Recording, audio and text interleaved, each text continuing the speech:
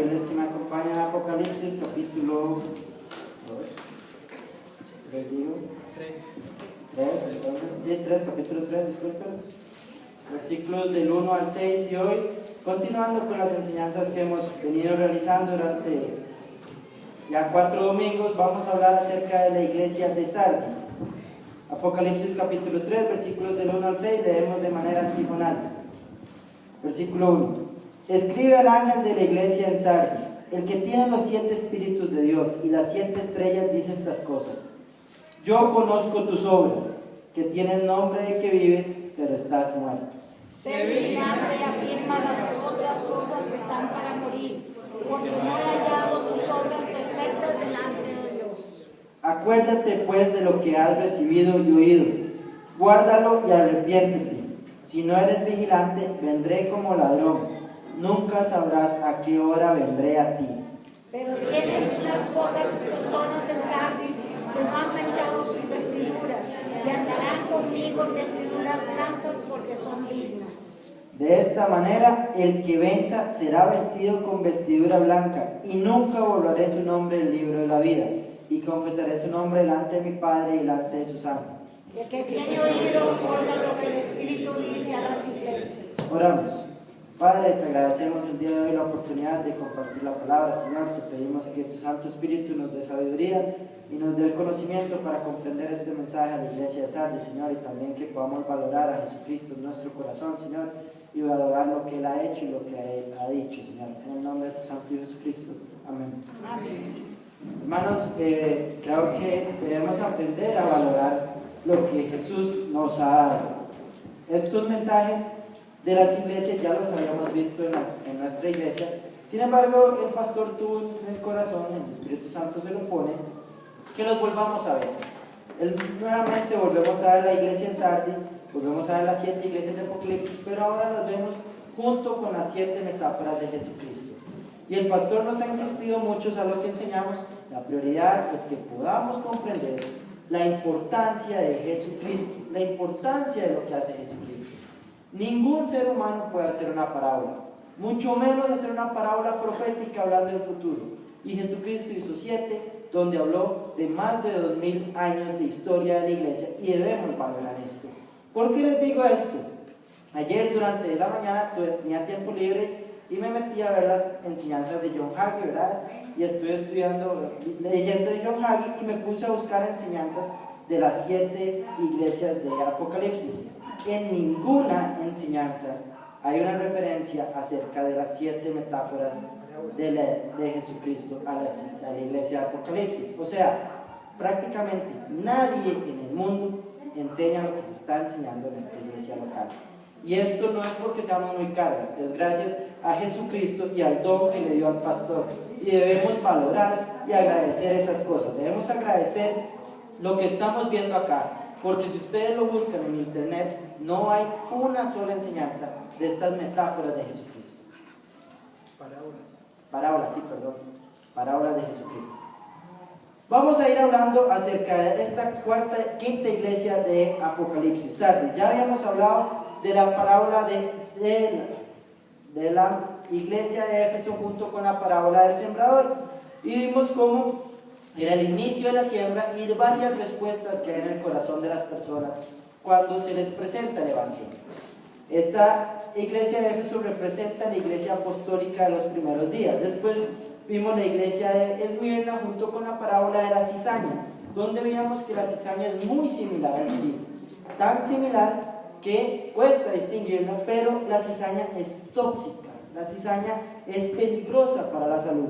Y esta iglesia de Esmirna era la iglesia perseguida, fue la iglesia cuando se comenzó la persecución y se extiende el evangelio por todo el mundo. En la tercera iglesia, la de Pérgamo, junto con la parábola de la mostaza, vimos cómo creció la iglesia de manera descomunal gracias al matrimonio entre la iglesia y el estado de Constantino. Y debido a ese crecimiento, las aves vienen a posar. ¿Quiénes son las aves? Los demonios. Recuerden que Jesucristo no lo estamos inventando nosotros. Jesucristo en la parábola del sembrador dijo: esas aves que se roban la semilla, es el malo que viene a robarse la semilla. Son las mismas aves que están entrando aquí en Pérgamo y hacen nidos dentro de la iglesia. comienzan a entrar los demonios a la iglesia. Y llegamos a la cuarta iglesia que vimos la semana pasada, que es la iglesia de Tiatira, junto con la parábola de la levadura, donde vemos que la mujer, Jezabel o la gran ramera, enseña a adorar ídolos. Y aquí en Tiatira es donde se contamina. ¿Por qué? Porque la levadura contamina todo. Un poquito de levadura leuda todo un montón de masa. Un poquito de levadura que se utiliza para hacer el pan hace que la masa crezca. Y después ya no podemos sacar esa levadura porque ya todo está leudado. Tiatira es la iglesia católica, romana y apostólica que dejó que Jezabel entrara. ¿Y cómo entra esta mujer? Esta mujer entra a enseñar la adoración de los ídolos. Enseñó a alejarse de la palabra de Dios. Y comenzó a ver que había algo que había que esconder. Y en el año 1229, la iglesia católica en el concilio de Toloso, llegan a tener una gran deducción. Ellos deducen en este concilio que hay que prohibir la lectura de la palabra de Dios. ¿Por qué había que prohibirla? Porque los grandes maestros y pastores y sacerdotes de este momento deciden que es peligroso que cualquier persona pueda leer la Biblia porque cualquiera la puede interpretar. Entonces mejor prohibamos. En este momento Tiatira prohíbe la Biblia, llegando al punto en que cualquiera de nosotros puede decir: ¿para qué Jesús va a hacer un libro si no lo tenemos que leer? Esta iglesia está totalmente leudada. Tiatira quedó totalmente leudada y pasamos históricamente a la quinta iglesia, que es la iglesia de Sardis. Sardis es la actual comunidad de Sard, ubicada en Turquía. En aquel entonces estaba 50 kilómetros al sureste de Tiatira, en una montaña básicamente inexpugnable. ¿Qué significa? La ciudad de Sardis estaba sobre un monte. En la antigüedad, cuando había que defender con ejército las ciudades, estar sobre un monte es una gran ventaja, porque si yo voy a pelear contra alguien y yo estoy arriba de esa persona, yo le puedo tirar flechas mejor que él me las va a tirar a mí. Yo me puedo defender mucho más fácil de lo que él me puede atacar a mí. Entonces esta ciudad era inexpugnable, es una ciudad antigua con más de 2000 años de historia, es una ciudad rica en historia. Fue gobernada en el siglo VI a.C., que ya Douglas nos comentaba todo lo que sucedió en este siglo VI, por un famoso rey llamado Cresio. Y tal vez usted nunca haya escuchado de Cresio, pero sí ha escuchado del famoso rey Mías. Este rey Cresio es al que los griegos llamaron Mías, o le apodaron Mías. ¿Quién era el rey Mías? Existe un cuento que usaban los famosos griegos para buscar una enseñanza moral. Resulta ser que el rey Mías le hizo una vez un favor a un dios. Entonces el dios le dijo: bueno, Mías, pida lo que usted quiera y se lo voy a dar. Entonces Mías dijo: yo quiero que todo lo que yo toque se haga oro. Cuenta el cuento que el dios le dijo: Mías, pero eso es muy peligroso, tenga cuidado. No, eso es lo que yo quiero. Ok. Comenzó el rey Mías a tocar, tocó su ropa de oro, tocó piedras de oro, y vio que era un éxito de asunto. Llegó a la casa y el perrillo salió a saludarlo, lo tocó, perrito de oro. Ahí no fue tan exitoso, pero estaba una estatua muy bonita, la dejó ahí. El momento era todo muy bonito para el famoso rey Mías, hasta que llegó a comer. En el momento en que el famoso rey Mías llegó a comer, se dio cuenta que su don, o lo que ese dios le había provisto, no era tan bonito. Entonces se volvió donde el dios y le dijo: Dios, necesito que me quite esto porque no puedo. Y el dios le dijo: yo no puedo quitárselo. Haga esto, métase al río, se sumerge y póngase a meditar sobre lo que usted hizo. Y después sale a ver si se le cura. Resulta ser que el rey Mías se metió muy preocupado al río y comenzó a meditar lo que había hecho. Y cuando ya no aguantaba el aire, salió y sacó la mano para agarrarse de una rama. Y vio que la rama no se convirtió en oro. Cuando salió muy contento, salió del río y se dio cuenta que el oro no era lo más importante en la vida. Y vendió su castillo y lo convirtió en un bosque, y se fue a vivir al bosque y vivió pobre siendo campesino durante el resto de su vida. Este cuento era un cuento que utilizaban los griegos para enseñar algo moral. ¿Qué enseña? Que el dinero no lo es todo, que no debemos amar al dinero, que hay cosas más importantes en la vida que el dinero, etc. Sin embargo, estos cuentos comenzaron a transformarse en mitos, y para este tiempo histórico ya la gente creía en los mitos. Ya la gente creía que en el siglo XVI, en el siglo VI a.C., Sardis había sido muy rico gracias al rey Mías. Entonces, toda la riqueza que tenía Sardis fue porque Mías nada más tocaba cosas y las convertía en oro. Ya la gente estaba sumamente confundida. Sin embargo, esta ciudad de Sardis comienza a caer su gloria. A pesar de ser una ciudad básicamente inexpugnable por estar en la cima de un monte, cae en manos de los persas en el año 546 y más adelante, en el año 334 a.C., cae también a manos de Alejandro Magno y los griegos. Por lo tanto, Sardis era una iglesia era una ciudad acostumbrada a vivir de recuerdos. Era una ciudad en constante decadencia, pero siempre vivía de los recuerdos, puro el cartaginés. ¿Verdad? Es una ciudad, Cartago nos sirve como equipo, pero vivimos de recuerdos. Nos acordamos de cuando ganó la CONCACAF en el 90 el resto, y de cuando ganó en los años que yo creo que ninguno de nosotros ha visto a Cartago campeón. Pero Cartago es un equipo similar a la ciudad de Sardis. Solo los recuerdos pueden vivir porque lo que hay ahorita ya no vale. En Sardis, como bien nos comentaba Douglas, estuvo el famoso Tales de Mileto, que fue el primer gran filósofo y el más preponderante de los 7 sabios de Grecia. Estos 7 sabios son los que fundan la filosofía que después Sócrates, Aristóteles y Platón la van a desarrollar y hacer mundialmente famoso. Sardis significa muerto. Esta iglesia es muerta. Y ahora sí vamos a adentrarnos en Apocalipsis capítulo 3, donde vamos a ir viendo lo que Jesucristo le habla a esta iglesia y por qué esta iglesia de Sardis está muerta. Versículo 1. Escribe al ángel de la iglesia en Sardis, el que tiene los 7 espíritus de Dios y las 7 estrellas. Dice estas cosas. Jesucristo se presenta a cada iglesia de una manera distinta. Porque a cada iglesia se le está presentando con lo que esa iglesia necesita. Jesucristo aquí dice, yo tengo los 7 espíritus. ¿Qué son esos 7 espíritus? Isaías 11:2 nos habla de las 7 espíritus de Dios, las 7 antorchas del Espíritu Santo que hemos enseñado aquí en la iglesia. Una de estas 7 antorchas es el temor de Jehová. Y esta iglesia de Sardis no tiene temor de Jehová. Y es de ahí que está muerta. Por eso Jesucristo dice, aquí lo tengo, yo lo tengo en mi mano, las 7 antorchas. Si ustedes lo piden, se los voy a dar. Dice, parte B del versículo 1, yo conozco tus obras, que tienen nombre de que vives, pero estás muerto. Esta iglesia básicamente nació muerta. Es una iglesia que después de la primera generación murió y se dedicó a vivir de las glorias pasadas, al igual que la ciudad de Sardis. Sardis vivía recordando que en el siglo VI fue una ciudad más rica de todo el mundo, con el famoso rey Creso, y ya se creía en el mito, con el famoso rey Midas. Tanto así que nosotros hemos escuchado hablar del rey Midas. Tal vez no nos sabíamos bien la historia, pero todos hemos escuchado hablar de que el rey Midas tocaba las cosas y se convertían en oro. Este mito ya la gente lo creía y ya en Sardis vivían de recuerdos. Y la iglesia de Sardis también fue igual que en su ciudad. Se dedicó a vivir de glorias pasadas. Versículos 2 y 3. Sé vigilante y refuerza las cosas que quedan y están a punto de morir, porque no he hallado que tus obras hayan sido acabadas delante de Dios. Acuérdate, pues, de lo que has recibido y oído. Guárdalo y arrepiéntete. Si no eres vigilante, vendré como ladrón. Nunca sabrás a qué hora vendré a ti. A Sardis, Jesucristo no comienza a decirle como a la mayoría de las otras iglesias, esto hiciste bien, esto hiciste bien. De una vez le entra y le dice, sé vigilante, acuérdate, has recibido algo, has oído algo, guárdalo, y algo más importante, arrepiéntete. La iglesia de Sardis no se arrepintió, solo su primera generación. Y vamos a ir viendo, ¿qué es esto que no hizo la iglesia de Sardis? Aceptar a Jesucristo.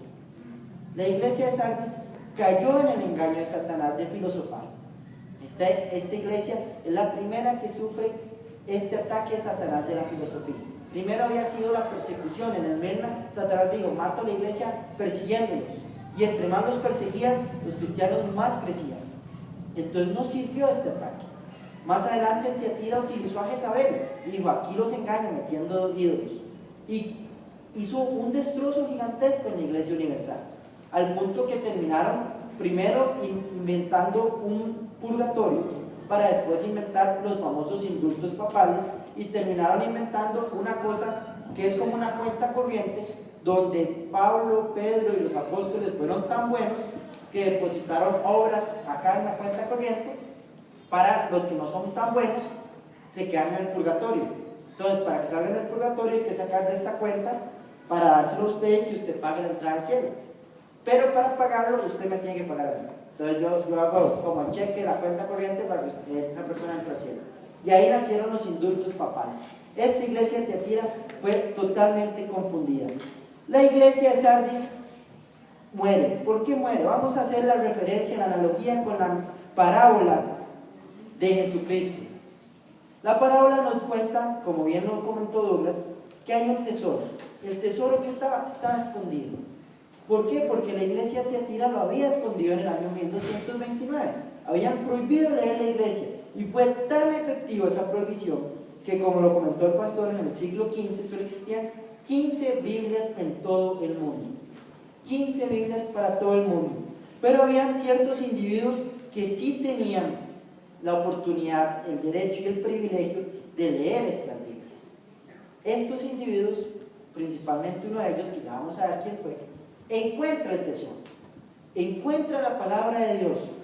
Y nosotros podemos pensar, ¿qué hacemos nosotros? No importa que no sea nuestra casa, no sea nuestro terreno, pero si nosotros estamos en un terreno y nos encontramos 10.000 colones botados, no los escondemos, los agarramos y nos echamos a la bolsa.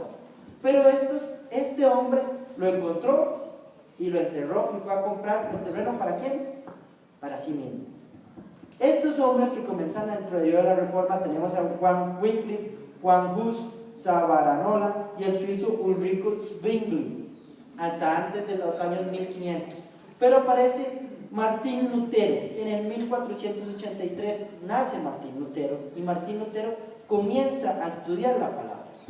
Y Martín Lutero descubre que la iglesia de Roma estaba mal. La iglesia de Roma en este momento era una decadencia moral absoluta. Era una iglesia que se dedicaba a matar al que le quisiera y como quisiera. Era una iglesia que ya vendía indultos papales y te cobraba por ir al cielo. Era una iglesia que ya hacía cualquier cantidad de cochinadas. Y él se dio cuenta que esto está mal. Se dio cuenta que aquí había un problema y él decide salirse de Roma. Y en el año 1530 funda la iglesia luterana en Alemania. Y esta es la segunda hija de Tiatira. La primera hija de Tiatira había sido la iglesia ortodoxa griega, que se había separado en los años 800. Sin embargo, Martín Lutero es el hombre que encuentra el tesoro según la parábola de Jesucristo. Después de esta iglesia, lo primero y fundamental que tiene esta iglesia luterana es que renuncia y rompe el compromiso de fidelidad y obediencia a la Santa Iglesia Madre, o sea, al Vaticano. Es la primera que dice, corto con usted.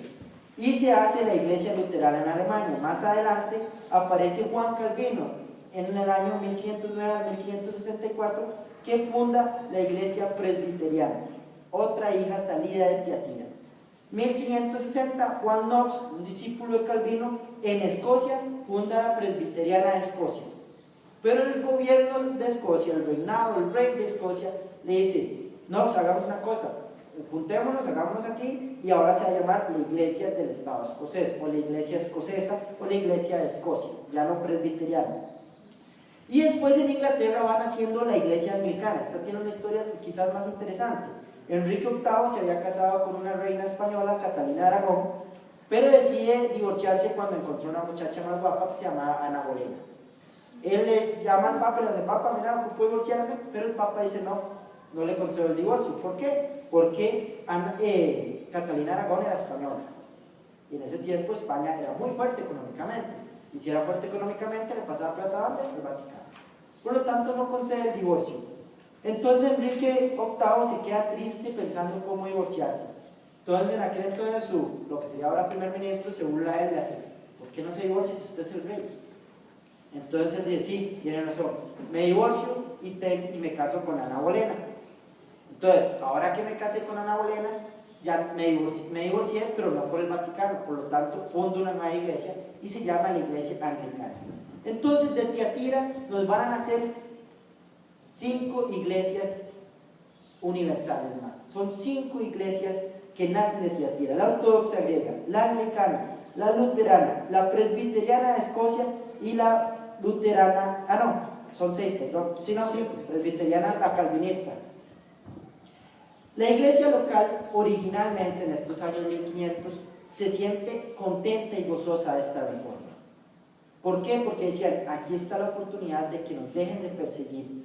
Ya habían cerca de 60 millones de muertes de cristianos debido a la persecución de la iglesia de Tiatira.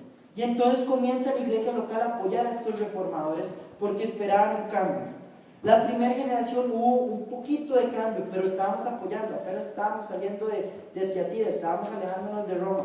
Pero llega el punto en que la iglesia local, la iglesia bautista, se da cuenta de algo. Nos empacamos. Al apoyar a estos reformadores no logramos una solución para nuestra persecución, logramos un segundo enemigo para nuestra persecución. Y la iglesia romana sigue atacando a la iglesia local y ahora ataca también a sus hijas. Y sus hijas, la luterana, la calvinista y todas ellas, persiguen a la iglesia local y también persiguen a la iglesia de Roma. A tal punto que en Alemania hay una zona del país, no recuerdo ahorita cuál es la zona del país alemán, que ellos la usan como para burlarse de las religiones y considerar por qué son ateos actualmente.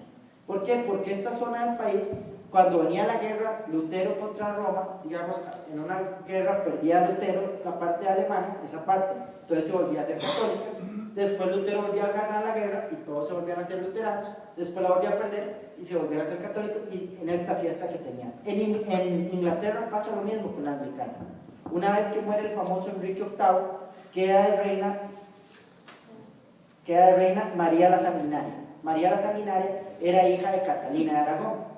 Al ser hija era la primera candidata a ser reina y queda reina. Al ser hija de una mamá española, era católica romana y vuelve a traer a la iglesia católica a Inglaterra y mata a todos los sacerdotes anglicanos. Muere María la Sanguinaria y queda de hija Isabel, que era hija de reina Isabel, que era hija de Ana Bolena.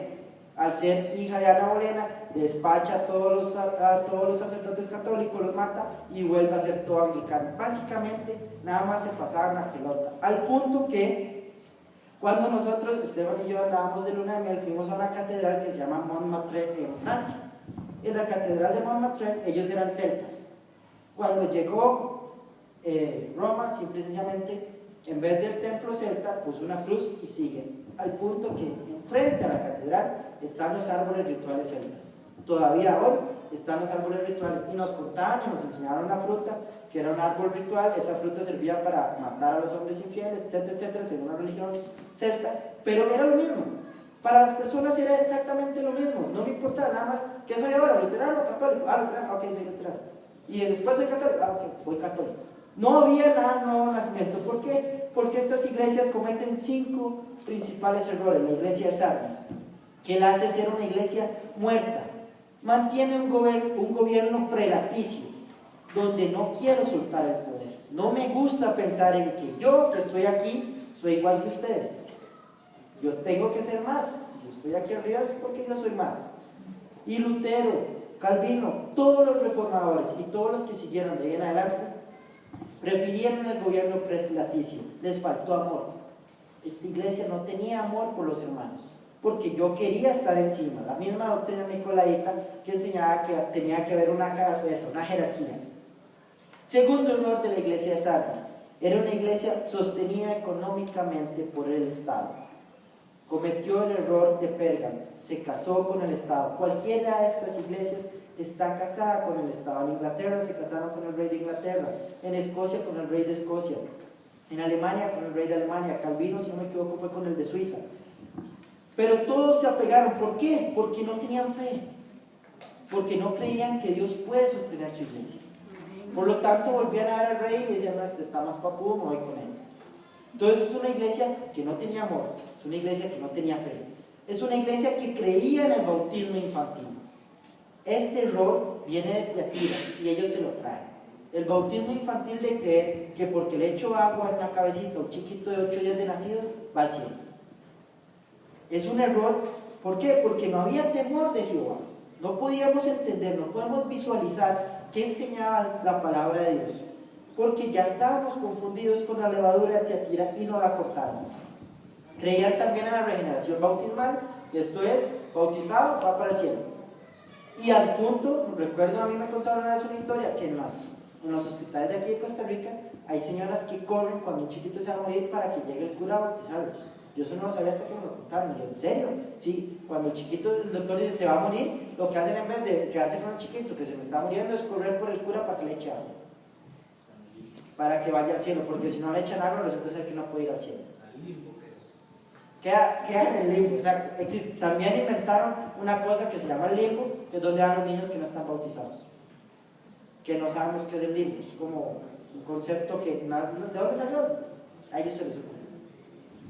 Y cometen otro error esta iglesia de Sardis. La persecución sigue. La persecución a la iglesia local sigue, porque la iglesia local no aceptó estas cosas. Y de ahí que nosotros tenemos que ir aprendiendo a valorar la iglesia local. La persecución siguió hasta el año, ya les comento, el año 1555, donde en Augsburgo, Austria, hacen un tratado de paz los católicos y los luteranos, que se llama la Paz de Augsburgo. En la Paz de Augsburgo conviene, nos dejamos de atacar entre nosotros, pero a esos de iglesia local, a esos bautistas, sí, matémoslos porque estos son un problema. Porque estos no quieren permitir que nosotros gobernemos, si nosotros somos los sacerdotes, somos el clero debe gobernar. Esta iglesia de Sardis nació muerta. Esta iglesia de Sardis solo tuvo una generación que aceptó a Jesucristo, y habrán unos que otros actuales. ¿Muerta en qué sentido?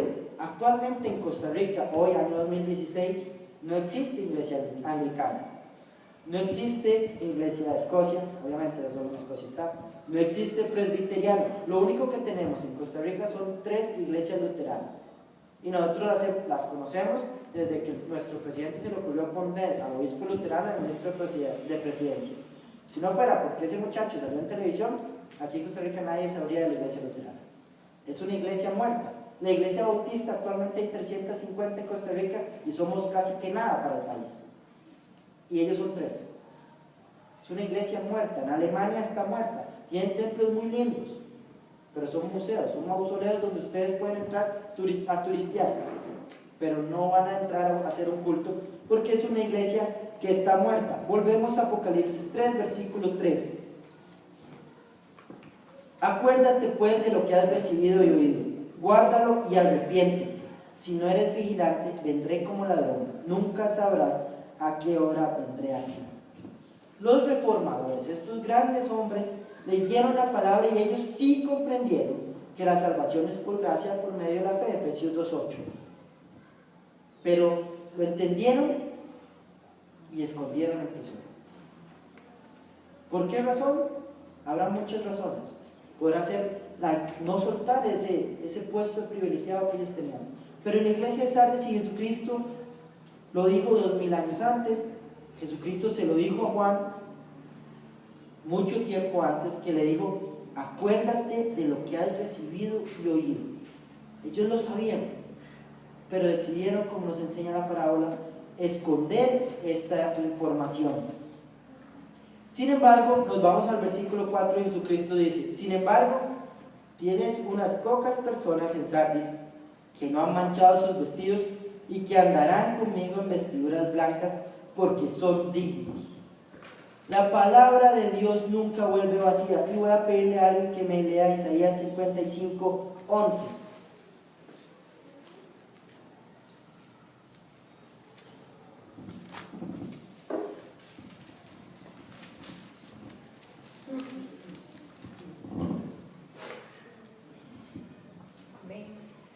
Así será mi palabra que sale de mi boca, no volverá a mí vacía, sino que habrá lo que yo quiero y será prosperada en aquello para lo que la mujer. La palabra de Dios tiene poder, hermanos. Amén. Y donde quiera que se abra la palabra de Dios, puede haber un cambio. En esta iglesia de Sardis, las hijas de Tiatira, la palabra de Dios se abrió. Y hubo pocos cambios debido a que no quisieron salirse de los errores que tenía Tiatira. Pero sí hay unos pocos, hay un poquito de esperanza para alguno que otro. Actualmente quizás hayan personas salvas en estas iglesias. ¿Por qué? Porque están muertas, sí, hay poquísimos, pero la palabra de Dios está abierta en esas iglesias. Y si usted, en cualquier iglesia donde esté, puede estar metido en la Basílica de los Ángeles, usted agarra la palabra de Dios. Esta palabra tiene poder. Amén. Y esta palabra puede hacer que usted vaya al cielo, no el sacerdote, no el pastor, no el obispo luterano. Es la palabra de Dios, porque el que murió por nosotros fue Jesucristo. Y Jesucristo lo dijo 2016 años antes. Debemos aprender a valorar a Jesucristo como profeta. Aprender a ver que lo que hizo Jesús no lo hace nadie más. Y de ahí que nosotros tenemos esperanza. No importa qué tan difícil sea el día de hoy para usted su vida, qué pruebas esté pasando, qué dificultades, o que nosotros tenemos una esperanza. Jesucristo hace 2000 años ya nos dijo para dónde vamos. Y si hasta el momento nosotros estamos viendo hasta Sardis, todo lo que dijo se cumplió, quiere decir que Él sí está preparando moradas para nosotros. Amén. Y esa es nuestra esperanza. Hoy debemos aferrarnos a la esperanza. Hay momentos de la vida difíciles, sí. Hay momentos en que ya no podemos, sí. Pero tenemos una esperanza mayor. Y ese es nuestro camino a seguir. Versículo 5. De esta manera, el que venza será vestido con vestiduras blancas, y nunca borraré su nombre del libro de la vida, y confesaré su nombre delante de mi Padre y delante de sus ángeles. Este versículo ha sido de controversia, porque muchísima gente ha venido a leer, y hay gente que se acostumbra a leer en español, o en el idioma que usted lea la Biblia. La Biblia es infalible en el original, no en español. ¿Por qué? Porque aquí yo leo, y nunca borraré su nombre del libro de la vida. Entonces, si nunca lo borro, al que no vence, sí lo borro. Y saco esa analogía y termino diciendo que la salvación se pierde, porque Dios dijo que puede borrar. Sin embargo, si nos vamos al original, y esto es importante que nosotros lo sepamos, en el original griego utiliza un concepto que se llama el doble negativo enfático, que básicamente una traducción correcta al español sería no, coma, nunca borraré. Al hacer un negativo doble, lo que hace es una gran afirmación. Por lo tanto, Jesucristo está diciendo, el que está escrito en el libro no va a ser borrado nunca. Debemos agradecer que nuestra salvación no dependa de nosotros. Porque si dependiera de nosotros, hermano, no nos dura 5 minutos.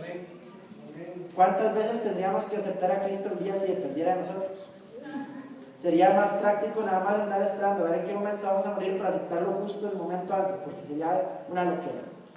Pero nosotros no depende de nosotros. Jesucristo dijo, no, nunca borraré. Doble negativo enfático en griego que quiere decir que Jesucristo nunca va a borrar a nadie, porque Jesucristo es el que cuida de nuestra salvación. Amén. Recuerden que cuando oró al Padre dijo, Padre, aquí los tengo en mi mano y no he perdido a ninguno.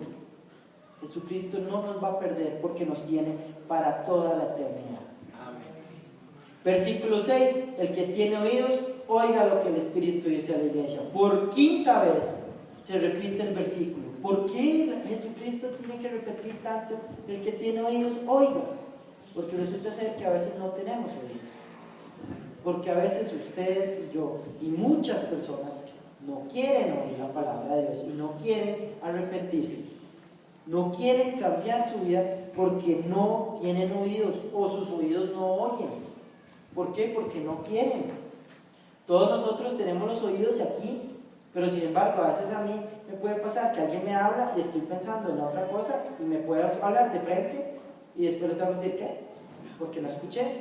Porque por el hecho que yo tenga oídos no quiere decir que escuche. El hecho que yo esté a la distancia suficiente para escuchar a doña Isa hablar no quiere decir que esté escuchando lo que dice doña Isa.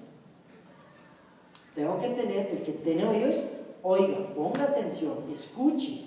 ¿Por qué? Porque usted, el hecho de que tenga 2 oídos no lo hace capaz de oír. Usted puede escuchar muchas cosas y no entiende nada. Esto requiere que usted analice, lo lleve a su corazón, y la palabra de Dios requiere ser analizada. Los mitos fueron aceptados por verdades en la antigua Grecia. En el año 1500 ya los mitos eran aceptados por verdades. Primero fueron cuentos, como el famoso cuento del rey Mies que les conté. Se inventó el cuento para explicarle a la gente que el dinero no lo es todo en la vida, que hay cosas más importantes en la vida. Así como en Costa Rica inventaron leyendas para ciertas cosas. ¿Para qué inventaron la leyenda de la cegua? Para que los hombres no salieran a tomar borrachos y se metieran con viejas. Porque el cuento de la leyenda de la cegua nos habla de que el borracho montó una muchacha guapa y se convirtió en caballo. Entonces, el marido infiel que andaba en la calle borracho, vio a una mujer y decía, no hombre, ¿qué tal se me convierte en caballo? Mejor no la mato. Para eso se inventó esa leyenda. Sin embargo, bueno, aquí en Costa Rica, el año 2016, muy pocas personas creen que eso es verdad. Pero si salimos de la gran área metropolitana a zonas más rurales, Guanacaste, los pueblos, Limón por allá, hay personas que creen esto.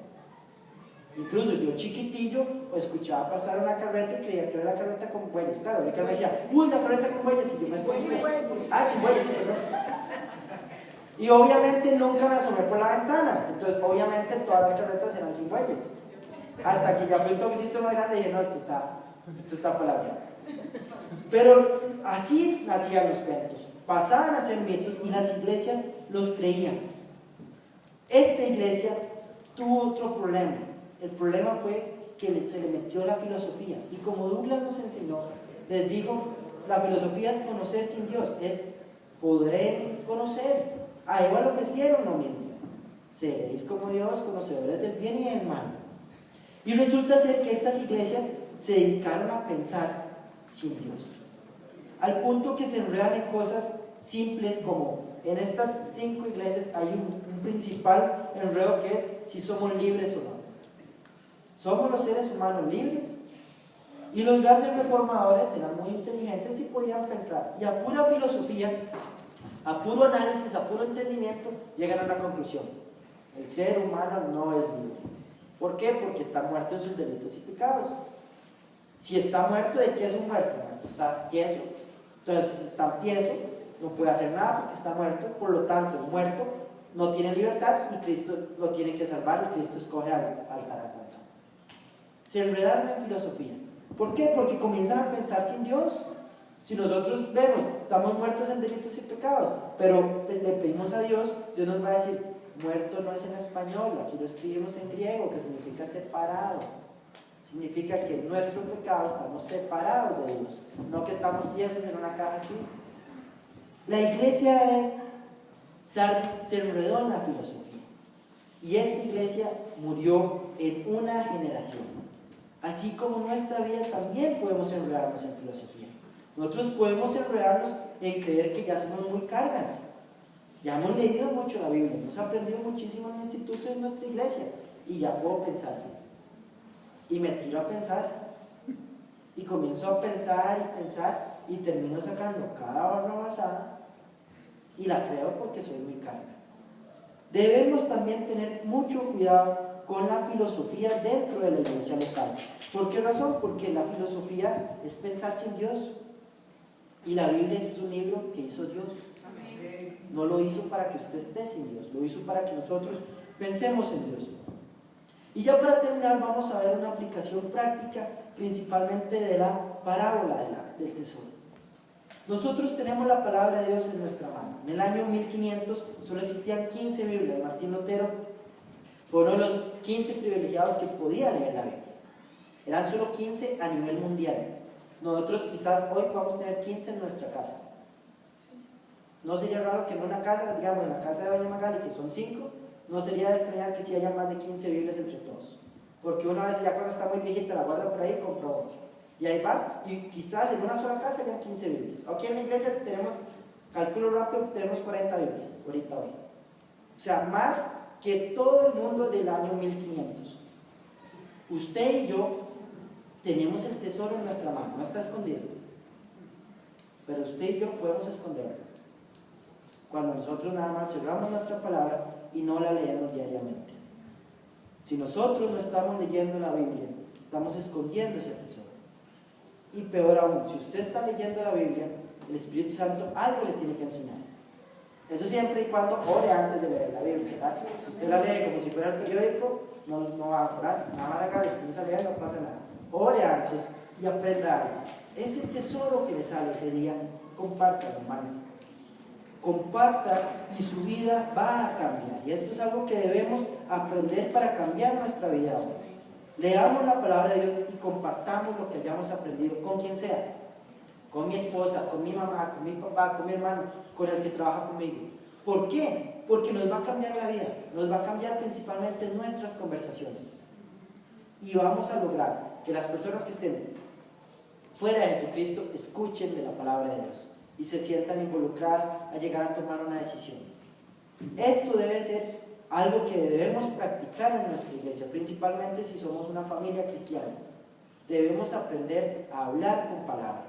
Y esto es algo que a mí también me impacta, porque ¿qué? Nuestras conversaciones pocas veces son de palabra. Cuando yo me reúno con Douglas o con Fader, que me llevo bien con ellos, pocas veces vamos a hablar de la palabra, vamos a hablar de cualquier cosa.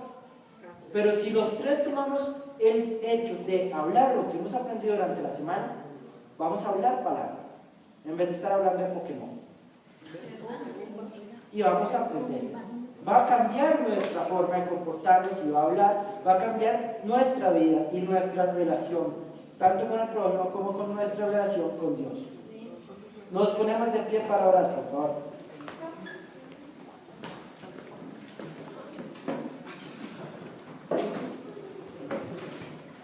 Padre, te agradecemos el día de hoy, Señor, que Jesucristo haya muerto por nosotros en la cruz del Calvario, Señor.